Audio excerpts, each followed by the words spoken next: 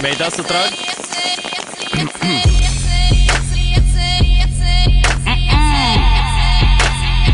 E 2011, din nou ciordeală de instrumental.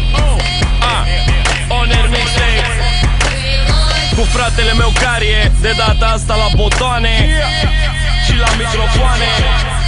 E ha-ha-ha production, motherfucker, I'm still.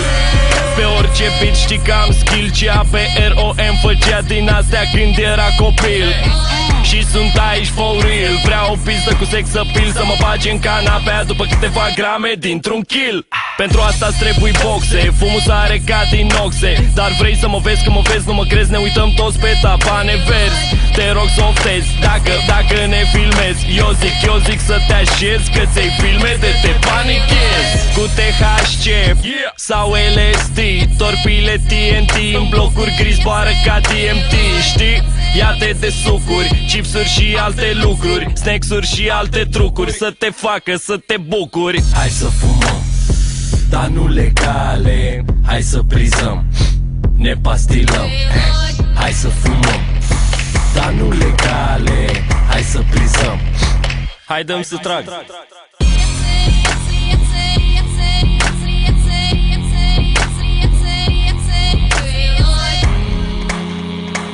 E tot Zeno aici.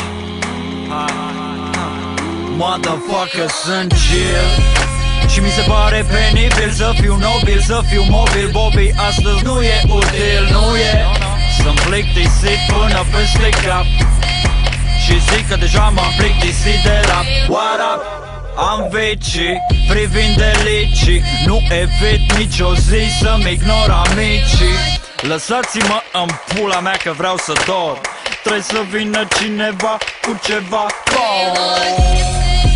Sunt în aer cu cabron, mai sus decât Blue Air, Nvidia și Deltaron. Vrei să fii campion, dar bați când ești campion. Aici se trage, stai o tură sau vedeți de drum. Go! Hai să fumăm, dar nu legale. Hai să prizăm, ne pastilăm. Hai să fumăm, dar nu legale. Hai să prizăm. E rândul meu.